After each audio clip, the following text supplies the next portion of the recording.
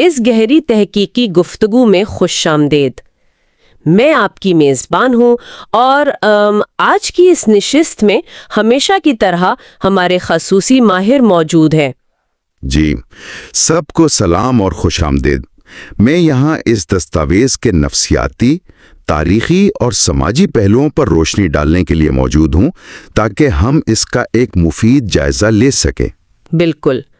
تو آج جس موضوع پر ہم بات کرنے والے ہیں وہ ایک انتہائی فکر انگیز دستاویز پر مبنی ہے۔ اس کا عنوان ہے پہلے پرائے میں رہنمائی کے 5 ستون۔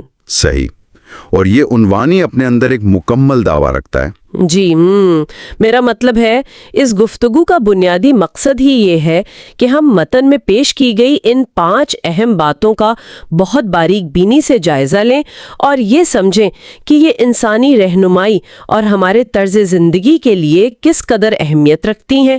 اصل میں یہ دستاویز محض کچھ تاریخی واقعات یا پرانے احکام کی کوئی عام سی فہرست نہیں ہے۔ یہ ایک مکمل ضابطۂ حیات کا نچوڑ ہے جو انسان کی انفرادی اور اجتماعی زندگی کو ایک بہت واضح سمت دیتا ہے۔ صحیح کہا آپ نے۔ یہ ایک ایسا علمی سفر لگتا ہے جس میں عقیدے، تاریخ اور انسانی فطرت کو ایک لڑی میں پرویا گیا ہے۔ جی، اور یہ جائزہ اس لحاظ سے بھی انتہائی اہم ہے کہ یہ 5 ستون دراصل انسانی نفسیات، کائنات میں انسان کے اصل مقام اور ایک بامقصد زندگی گزارنے کے اصولوں کو بڑی خوبصورتی سے یکجا کرتے ہیں۔ جب آپ اس متن کا گہرا مطالعہ کرتے ہیں تو ایک بات بالکل کھل کر سامنے آتی ہے کہ علم صرف معلومات جمع کرنے کا نام نہیں ہے، بلکہ اسے ایک عملی شکل دے کر زندگیوں پر لاگو کرنا اصل مقصد ہے۔ بالکل، عمل کے بغیر تو علم ادھورا ہے۔ درست۔ یہاں ہر ستون ایک خاص مقصد کے تحت بیان ہوا ہے، جو ایک طرف انسان کے اندرونی انتشار کو سلجھاتا ہے تو دوسری طرف اس کے بیرونی طرز عمل کو سنوارتا ہے۔ خیر، اسی بات کو بنیاد بناتے ہوئے چلیے پہلے ستون کا آغاز کرتے ہیں۔ متن کے اس حصے میں انسانوں کو ان کے طرز عمل اور عقیدے کی بنیاد پر 3 مختلف اقسام میں تقسیم کیا گیا ہے۔ 3 اقسام یعنی مومنین، منافقین اور کفار؟ جی ہاں۔ سب سے پہلے مومنین کا ذکر ہے جن کی 5 بنیادی صفات بیان کی گئی ہیں۔ میں جلدی سے انہیں گنوا دیتی ہوں۔ اول یہ کہ وہ غیب پر ایمان رکھتے ہیں، یعنی ان حقائق پر جنہیں انسانی آنکھ نہیں دیکھ سکتی، جیسے اللہ، فرشتے اور قیامت۔ صحیح۔ دوم، وہ نماز کو باقاعدگی اور مکمل خشوع و خضوع کے ساتھ قائم کرتے ہیں۔ سوم، وہ انفاق فی سبیل اللہ کرتے ہیں، یعنی اللہ کی رضا کے لیے اپنے مالی اور دیگر وسائل خرچ کرتے ہیں۔ یہ انفاق والا پوائنٹ بہت اہم ہے۔ جی، اور چہارم، وہ اللہ تعالیٰ کے بھیجی ہوئی تمام آسمانی کتابوں پر ایمان لاتے ہیں، اور پنجم یہ کہ وہ آخرت کے تصور پر پختہ یقین رکھتے ہیں۔ یعنی اگر دیکھا جائے تو یہ 5 صفات بظاہر بہت سادہ لگتی ہیں، لیکن یہ ایک مکمل نظام کی طرف اشارہ کرتی ہیں۔ اگر ہم ان صفات کی گہرائی میں جائیں تو یہ ایک انسان کے اندرونی اعتقاد اور بیرونی عمل کے درمیان ایک بہترین توازن پیش کرتی ہیں۔ توازن کیسے؟ مثال کے طور پر اسی انفاق فی سبیل اللہ کو ہی دیکھ لیں جس کا آپ نے ذکر کیا۔ جدید دور میں اسے محض چند سکے خیرات کر دینے کے معنوں میں لیا جاتا ہے، لیکن در حقیقت یہ ایک وسیع معاشی تصور ہے۔ یعنی صرف صدقہ نہیں بلکہ پورا اکانومی کا نظام۔ بالکل، یہ معاشرے میں دولت کے ارتکاز کو روکنے اور معاشی گردش کو یقینی بنانے کا ایک نظام ہے تاکہ دولت چند ہاتھوں میں مقید ہو کر نہ رہ جائے۔ یہ تو واقعی ایک واضح معاشرتی فائدہ ہے۔ اور اس کے ساتھ ساتھ غیب پر ایمان اور آخرت کا یقین انسان کی سوچ اور نیت کو خالص بناتے ہیں۔ جب کسی کو یہ احساس ہو کہ ہر عمل کا احتساب ایک ایسی ہستی کے سامنے ہونا ہے جو نیتوں کے بھید جانتی ہے، تو انسان تنہائی میں بھی بددیانتی سے گریز کرتا ہے۔ ایگزیکٹلی، میرا مطلب ہے بالکل صحیح کہا آپ نے۔ یہ ایک ایسا متوازن نظام ہے جہاں روحانی عقیدہ اور معاشرتی ہمدردی ایک دوسرے کو مسلسل تقویت دیتے ہیں۔ یہ توازن واقعی قابل غور ہے، لیکن متن جب انسانوں کی دوسری قسم کی طرف آتا ہے، یعنی منافقین، تو ان کی صفات کی فہرست مومنین کے مقابلے میں دگنی ہو جاتی ہے۔ جی ہاں، ان کی کل 10 صفات بیان کی گئی ہیں۔ 10 صفات؟ جی، جن میں جھوٹ بولنا، دھوکہ دینا، علم اور شعور کی کمی، دل کی بیماریاں جیسے حسد اور کائنہ، اور ندانی، اللہ کے احکام کا مذاق اڑانا۔ ہاں، اور معاشرے میں فساد اور فتنہ پھیلانا، سچائی سے بے خبری یا جہالت، سیدھی راہ سے بھٹک جانا، اور آخر میں غیر مستقل مزاجی شامل ہیں۔ یہاں میرے ذہن میں ایک سوال پیدا ہوتا ہے کہ منافقین کی اتنی طویل اور تفصیلی درجہ بندی کیوں کی گئی ہے؟ یہ بہت اچھا سوال ہے۔ کیا یہ محض مختلف برائیوں کی ایک بے ترتیب فہرست ہے، یا ان کے درمیان کوئی باہمی تعلق موجود ہے؟ دیکھیں، یہ فہرست قطعی طور پر بے ترتیب نہیں ہے۔ اگر غور کیا جائے تو یہ انسانی نفسیات کی تنازلی کا ایک مکمل اور ایک طرح سے سائنسی خاکہ ہے۔ سائنسی خاکہ؟ وہ کس طرح؟ اس طرح کہ منافقت کوئی ایک الگ تھلگ خامی نہیں ہے، یہ دراصل ایک زنجیری عمل ہے جسے ہم سمجھنی زبان میں ایک کے بعد ایک گرنے کا سلسلہ کہہ سکتے ہیں۔ جب کوئی شخص سچائی کو ماننے کے بجائے دوغلاپن اپناتا ہے اور جھوٹ بولتا ہے تو اس کے ذہن میں ایک تصادم پیدا ہوتا ہے، ایک ذہنی کشمکش۔ بالکل۔ اب اس ذہنی کشمکش کو چھپانے اور اپنی انا کو تسکین دینے کے لیے وہ دوسروں کو دھوکہ دینا شروع کر دیتا ہے۔ جب وہ مسلسل دھوکہ دیتا ہے تو اس کے اندر حق کو قبول کرنے کا شعور کم ہونے لگتا ہے۔ اور پھر اس کا نتیجہ کیا نکلتا ہے؟ نتیجہ یہ نکلتا ہے کہ اس کیفیت سے دل میں ایک خاص قسم کا بوجھ پیدا ہوتا ہے، اور متن نے اسی بوجھ کو دل کی بیماری یعنی حسد اور کینہ قرار دیا ہے۔ اچھا، یعنی یہ ایک خامی دوسری خامی کو جنم دے رہی ہے۔ پر جب انسان کے اندر حسد اور کینہ پیدا ہو جاتا ہے تو پھر وہ اس کا اظہار بیرونی دنیا میں کس طرح کرتا ہے؟ اسی نقطے کی طرف اگلی صفات اشارہ کرتی ہیں۔ جب اندرون حسد سے بھر جاتا ہے تو انسان اپنے احساس کمتری کو چھپانے کے لیے سچائی اور سچے لوگوں کا مذاق اڑانا شروع کر دیتا ہے، جو کہ عام طور پر ہم معاشرے میں دیکھتے بھی ہیں۔ صحیح بات ہے۔ اور یہی مذاق اڑانے کا رویہ اور بغض رفتہ رفتہ معاشرے میں فتنہ اور فساد پھیلانے کا سبب بنتا ہے۔ یہ 10 صفتیں دراصل ایک ایسا سفر ہیں جس میں انسان اپنی غیر مستقل مزاجی اور جہالت کے باعث قدم بقدم تباہی کی طرف جاتا ہے، اور شاید اسے اس بات کا ادراک بھی نہیں ہوتا کہ وہ معاشرے کو نقصان پہنچانے سے پہلے خود اپنی ذات کو کھوکھلا کر چکا ہے۔ جی بالکل، یہی زنجیری عمل کا سب سے خوفناک حصہ ہے۔ اس نفسیاتی تجزیے کے بعد انسانوں کی تیسری قسم کا ذکر آتا ہے، یعنی کفار۔ حیرت کی بات یہ ہے کہ متن ان کے بارے میں کسی لمبی چوڑی فہرست کے بجائے صرف ایک حتمی بات کہتا ہے، اور وہ بات یہ ہے کہ ان کے دلوں اور کانوں پر مہر لگ چکی ہے۔ جی ہاں، اور ان کی آنکھوں پر پردہ ہے۔ بظاہر یہ ایک انتہائی سخت فیصلہ معلوم ہوتا ہے کہ کسی کے حقائق کو سمجھنے کے راستے ہی بند کر دیے گئے ہوں۔ اس مہر یا پردے کی نوعیت کیا ہے؟ اس تصور کو سمجھنے کے لیے ہمیں انسانی عادات اور اعصابی نظام کو دیکھنا ہوگا۔ یہ مہر کوئی ایسی بیرونی زبردستی نہیں ہے جو بغیر کسی وجہ کے مسلط کر دی گئی ہو۔ تو پھر یہ کیا ہے؟ یہ دراصل ان کے اپنے مسلسل انکار اور ہٹ دھرمی کا قدرتی نتیجہ ہے۔ جب انسان بار بار روشنی سے منہ موڑتا ہے اور اپنے حواس کو سچائی سننے اور دیکھنے سے باز رکھتا ہے تو انسانی دماغ کی یہ سخت ہے کہ وہ ان راستوں کو غیر فعال کر دیتا ہے، یعنی ایک عادت بن جاتی ہے انکار کے۔ بالکل ایسے ہی جیسے ایک دروازہ جسے طویل عرصے تک نہ کھولا جائے، کیا ہوتا ہے؟ اسے زنگ لگ جاتا ہے اور پھر اسے کھولنا ناممکن ہو جاتا ہے۔ یہ مہر اسی مسلسل اور شعوری انکار کا نتیجہ ہے، جہاں انسان خود اپنے اوپر واپسی کے تمام دروازے بند کر لیتا ہے۔ واہ، یہ بات دلوں پر لگنے والی اس مہر کو سمجھنے کا ایک انتہائی منطقی زاویہ فراہم کرتی ہے۔ اب ذرا کلام کی اس عظمت کی طرف چلتے ہیں جس کا انکار کرنے کی وجہ سے یہ مہر لگتی ہے۔ یعنی دوسرا ستون؟ جی، متن کا دوسرا ستون جو اعجاز قرآن کے بارے میں ہے۔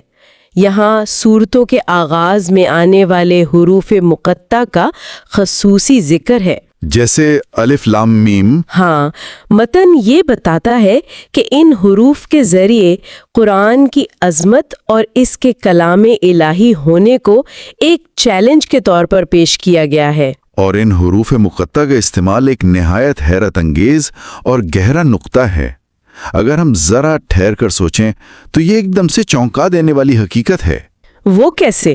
وہ ایسے کہ اس کلام کے آغاز میں وہی بنیادی حروف تہجی استعمال کیے گئے ہیں جو اس وقت کے انسانوں کی روزمرہ کی بول چال، ان کی اعلیٰ ترین شاعری اور ان کی فصیح و بلیغ گفتگو کا حصہ تھے۔ صحیح، یعنی کوئی انوکھی زبان نہیں تھی۔ بالکل نہیں، یہ بالکل ایسا ہی ہے جیسے دنیا کے عظیم ترین مصوروں کے سامنے چند بنیادی رنگ رکھ دیے جائیں جو سب کے پاس موجود ہوں۔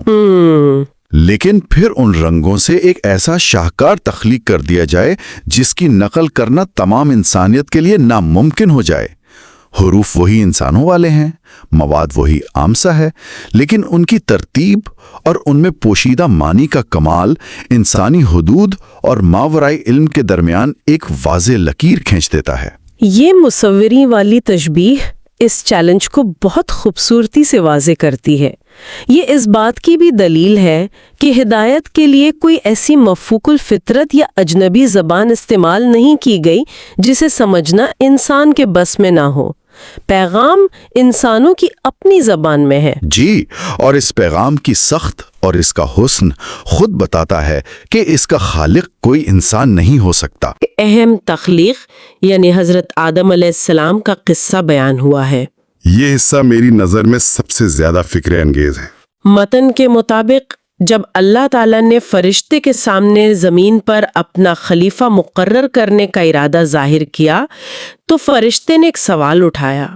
انہوں نے خدشہ ظاہر کیا کہ یہ انسان زمین پر فساد کرے گا اور خون بہائے گا۔ یہاں فرشتے کا یہ سوال بہت اہمیت کا حامل ہے، کیونکہ یہ کسی نافرمانی کی بنیاد پر نہیں تھا، بلکہ ان کے اپنے مشاہدے یا ادراک کی بنیاد پر تھا۔ صحیح، انہوں نے شاید پہلے ایسی مخلوقات دیکھی ہوں گی۔ بالکل، لیکن اس سے بھی زیادہ اہم اللہ تعالیٰ کا وہ جواب ہے جو اس خدشے کے ازالے کے لیے دیا گیا۔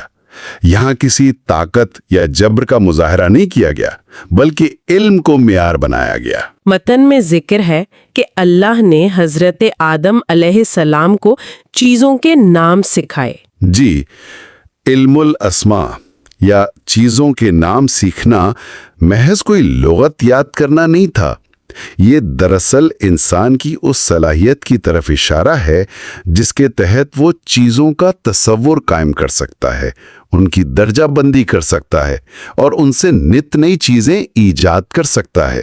یعنی اینالیٹیکل اور کریٹو طاقت۔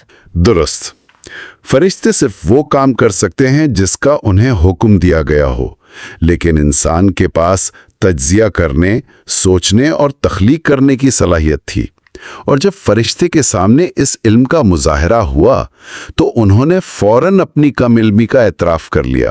یہ علم ہی تھا جس نے انسان کو فرشتے پر فضیلت بخشی اور انہیں سجدہ کرنے کا حکم دیا گیا۔ لیکن کہانی یہاں ایک نیا رخ لیتی ہے۔ جی، شیطان کا انکار۔ بالکل، فرشتے تو حکم بجا لیتے ہیں مگر شیطان سجدہ کرنے سے انکار کر دیتا ہے اور اپنے تکبر کی وجہ سے رندہ درگاہ قرار پاتا ہے۔ اس واقعے کے فوراً بعد متن میں جنت کے اس منظر کا ذکر ہے جہاں آدم اور حوا علیہ السلام کو شیطان بہکانے میں کامیاب ہو جاتا ہے، جس کے نتیجے میں انہیں زمین پر اتار دیا جاتا ہے۔ اور یہی وہ مقام ہے جہاں ہم عام طور پر غلط فہمی کا شکار ہوتے ہیں۔ ہاں، اس زمین پر اتارے جانے کو عام طور پر ایک سزا یا انسانی زوال کے طور پر پیش کیا جاتا ہے کہ انسان ہمیشہ کے لیے ایک مشقت میں ڈال دیا گیا۔ لیکن یہ ایک ایسا مقام ہے جہاں متن کے ابتدائی حصے کو دوبارہ یاد کرنے کی ضرورت ہے۔ دیکھیں، اللہ تعالیٰ نے فرشتے سے یہ نہیں کہا تھا کہ میں جنت میں خلیفہ بنانے والا ہوں۔ بلکہ یہ کہا تھا کہ میں زمین میں ایک خلیفہ بنانے والا ہوں۔ بالکل، اس کا سیدھا سا مطلب یہ ہے کہ انسان کی اصل منزل اور اس کا دائرہ کار شروع دن سے ہی یہ زمین تھی۔ جنت کا قیام، وہاں کے قوانین کی پابندی، شیطان کا بہکانا، انسان کا پھسلنا، اور پھر سب سے بڑھ کر اپنی غلطی کا احساس کر کے توبہ کرنا۔ یہ سب کوئی حادثہ نہیں تھا۔ قطعی نہیں، یہ زمین پر بھیجے جانے سے پہلے انسان کا ایک تربیتی کورس تھا۔ اسے یہ سکھایا جا رہا تھا کہ اس کی فطرت میں کمزوری موجود ہے، اس کا ایک ایسا دشمن بھی ہے جو اسے نفسیاتی طور پر دھوکہ دے گا، اور غلطی کے بعد سنبھلنے کا راستہ کیا ہوگا۔ یہ تشریح تو اس پورے واقعے کا رخ ہی بدل دیتی ہے۔ جی، زمین پر آنا کسی غضب یا سزا کا نتیجہ نہیں تھا، بلکہ یہ اس عظیم ذمہ داری اور خلافت کی باقاعدہ شروعات تھی جس کے لیے اسے تخلیق کیا گیا تھا۔ واقعی زمین پر انسان کا وجود ایک سزا یافتہ قیدی کا نہیں، بلکہ ایک ذمہ دار نمائندے یعنی خلیفہ کا ہے۔ لیکن جب ذمہ داری عطا کی جاتی ہے تو اس کے کچھ تقاضے بھی ہوتے ہیں، اور اسی ذمہ داری کو نبھانے یا نہ نبھانے کی عملی مثال ہمیں چوتھے ستون میں ملتی ہے۔ جی، جہاں بنی اسرائیل کے احوال تفصیل سے بیان ہوئے ہیں۔ متن میں اس بات کا ذکر ہے کہ کس طرح بنی اسرائیل پر بے پناہ نعمتوں کی بارش کی گئی، انہیں غلامی سے نجات دی گئی، ان کی رہنمائی کے لیے کتابیں اور پیغمبر بھیجے گئے۔ لیکن انہوں نے کیا کیا؟ انہوں نے ان پائہم نعمتوں کی قدر کرنے کے بجائے ناشکری کا راستہ اپنایا، جس کے نتیجے میں بالآخر ان پر لعنت کی گئی۔ یہ تاریخ کا ایک انتہائی سنجیدہ اور سبق آموز باب ہے۔ دیکھیں، بنی اسرائیل کا واقعہ صرف ایک مخصوص قوم کا قصہ نہیں ہے، یہ انسانی اور معاشرتی رویوں کی ایک آفاقی مثال ہے۔ آفاقی مثال سے مراد ہے تو اس کے اندر ایک احساس برتری پیدا ہونے کا خطرہ ہوتا ہے، ایک طرح کا احساس استحقاق کہ ہم تو اس کے حقدار ہیں ہی۔ یعنی وہ ان نعمتوں کو اپنا پیدائشی حق سمجھنے لگتے ہیں۔ بالکل، اور یہاں ناشکری سے مراد محض زبان سے شکر ادا نہ کرنا نہیں ہے، اس کی اصل شکل دی گئی رہنمائی اور اخلاقی اصولوں کو عملی زندگی میں پس پشت ڈال دینا ہے۔ صحیح۔ جب ایک قوم مسلسل اخلاقی گراوٹ کا شکار ہوتی ہے اور حق کو جانتے ہوئے بھی اس کی خلاف ورزی کرتی ہے تو اس کا زوال ایک قدرتی سماجی عمل بن جاتا ہے۔ متن میں معلوم قرار دیے جانے کا مطلب یہی ہے کہ وہ قوم اس خدائی رحمت اور رہنمائی کے دائرے سے خود کو باہر نکال لیتی ہے جس کی بدولت وہ کبھی عروج پر تھی۔ یعنی یہ کوئی صوفیانہ بددعا نہیں تھی، بلکہ ان کے اپنے اعمال کے نتیجے میں پیدا ہونے والا سماجی اور روحانی زوال تھا۔ یہ واقعی ڈرانے والی بات ہے۔ جی، لیکن اگلے ہی ستون میں ہمیں اس کا ایک خوبصورت تضاد ملتا ہے۔ ہاں بالکل، جہاں ایک طرف ہم بنی اسرائیل کی شکل میں ذمہ داریوں سے غفلت برتنے کی داستان دیکھتے ہیں، وہیں 5ویں ستون میں ہمیں اس کے بالکل برعکس ایک انتہائی روشن اور ولولہ انگیز مثال نظر آتی ہے۔ حضرت ابراہیم علیہ السلام کا قصہ۔ جی، حضرت ابراہیم علیہ السلام اور ان کے فرزند حضرت اسماعیل علیہ السلام کا قصہ۔ متن اس منظر کشی کو بیان کرتا ہے جہاں یہ دونوں ہستیاں مل کر مکہ کے بے آب و گیا صحرا میں خانہ کعبہ کی تعمیر کر رہی ہیں، ایک ایسی عبادت گاہ جو آئندہ آنے والی تمام نسلوں کے لیے عقیدت کا مرکز بننے والی تھی۔ یہ کیسا عظیم اور مشقت طلب کام تھا۔ اور اس واقعے میں جو بات سب سے زیادہ قابل غور اور انسانی عقل کو حیران کرنے والی ہے وہ ان کا طرز عمل ہے، ان کا رویہ۔ جی، چلچلاتی دھوپ، صحرا کی ریت اور اپنے ہی ہاتھوں سے پتھر اٹھا کر اللہ کا گھر تعمیر کرنے جیسی عظیم ترین نیکی انجام دینے کے بعد ان کا رد عمل کیا ہے؟ وہ فخر سے اپنا سینہ چوڑا نہیں کرتے، وہ اس خدمت کے عوض کسی صلے کا مطالبہ نہیں کرتے۔ متن بتاتا ہے کہ وہ تعمیر مکمل کرنے کے بعد نہایت عاجزی سے اللہ سے یہ دعا کر رہے ہیں کہ ان کے اس عمل کو قبول کر لیا جائے، اور ساتھ ہی توبہ اور استغفار کر رہے ہیں۔ سبحان اللہ۔ وہ اس خوف میں مبتلا ہیں کہ کہیں اس عظیم کام کو انجام دینے میں ان سے کوئی انسانی کوتاہی تو نہیں ہو گئی، یا ان کی نیت میں کہیں کوئی معمولی سا کھوٹ تو نہیں آ گیا۔ یہ انسانی عاجزی اور بندگی کی سب سے معراج کی حالت ہے۔ یہ بات آج کے انسانی رویوں کے بالکل برعکس لگتی ہے مجھے۔ موجودہ دور میں اگر کوئی شخص کوئی چھوٹی سی نیکی بھی کر لے تو اس کی خواہش ہوتی ہے کہ اسے فوراً تسلیم کیا جائے، اس کی تشہیر ہو اور لوگ اس کی تعریف کریں۔ آج کل تو ہر چیز دکھاوے کے لیے ہوتی ہے۔ صحیح بات ہے، لیکن یہاں ایک تاریخ ساز عمل کے بعد مغفرت طلب کی جا رہی ہے۔ یہ سکھاتا ہے کہ خالص ترین ایمان انسان کو مغرور اور دعوے دار نہیں بناتا، بلکہ اسے مزید عاجز اور جواب دہ بنا دیتا ہے۔ اور اسے ہمیشہ یہ فکر رہتی ہے کہ عمل کی مقدار سے زیادہ عمل کا معیار اور اس کے پیچھے موجود نیت اہمیت رکھتی ہے۔ بالکل۔ اور یہی وہ نقطہ ہے جو اس پوری دستاویز کا روحانی مرکز ہے۔ نیکی کرنا ایک مرحلہ ہے، لیکن اس نیکی کو کائنات کے خالق کی بارگاہ میں پیش کرتے ہوئے اپنی حیثیت کو صفر سمجھنا اور صرف اس کے کرم کی امید رکھنا، یہ کردار کی وہ بلندی ہے جو انسان کو حقیقی خلیفہ بناتی ہے۔ واقعی یہ اس بات کا ثبوت ہے کہ انسان جتنا علم اور رہنمائی حاصل کرتا جاتا ہے، اس کی انا اتنی ہی معدوم ہوتی چلی جاتی ہے۔ صحیح بات ہے۔ اس تفصیلی جائزے کے بعد اب ہم ان تمام بکھرے ہوئے موتیوں کو ایک جگہ جمع کرنے کی کوشش کرتے ہیں۔ ہم نے انسانوں کی نفسیاتی اور روحانی اقسام کو سمجھا، کلام کی ماورائی عظمت پر بات کی، انسانی تخلیق کے مقصد اور علم کی اہمیت کو جانا۔ پھر ہم نے نعمتوں کے بعد پیدا ہونے والے احساس برتری کے تباہ کن نتائج پر غور کیا۔ جی، اور آخر میں خدمت کے بعد پیدا ہونے والی اس عاجزی کو دیکھا جو کردار کو امر کر دیتی ہے۔ اس پورے متن کا نچوڑ مجھے یہی نظر آتا ہے کہ ہدایت کی روشنی صرف ان دلوں میں اترتی ہے جو ایمان، مکمل اطاعت اور سچی شکر گزاری کے ساتھ خود کو ایک بالاتر حقیقت کے سامنے جھکا دیں۔ اور آپ دیکھیں، اس نشور کو عملی شکل دینے کے لیے متن کے بالکل آخر میں ماہ رمضان کے حوالے سے ایک نہایت کلیدی پیغام دیا گیا ہے۔ جی، رمضان کا حوالہ۔ یہ پیغام صرف ایک مہینے کے روزے رکھنے تک محدود نہیں ہے، بلکہ یہ اس کلام کے نزول کا جشن اور اس سے جڑنے کا ایک سالانہ موقع ہے۔ لیکن یہاں جو سبق پوشیدہ ہے وہ آج کے دور میں سب سے زیادہ اہم ہے۔ وہ کیا سبق ہے؟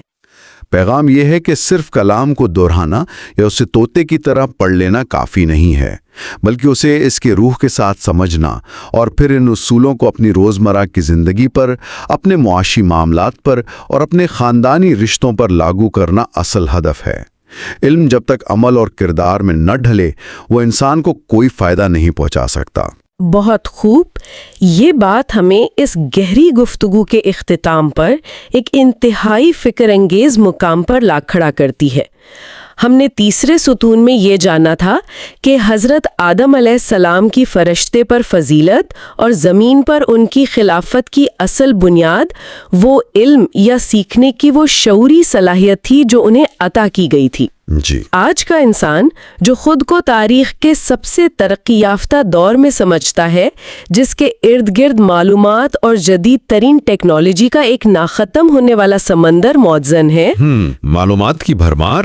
بالکل، یہ سوچنے کا مقام ہے کہ کیا وہ آج واقعی اس خالص علم کی جستجو کر رہا ہے جو اسے کائنات میں اس کا اصل باوقار مقام دلا سکے، یا پھر محض معلومات کے اس بے تحاشا اور غیر ضروری شور میں، ہر وقت آنے والے پیغامات کی بھرمار میں انسان اپنی وہ بنیادی تخلیقی اور شعوری خصوصیات کہیں کھو چکا ہے جس نے اسے فرشتے کے سامنے قابل تکریم بنایا تھا۔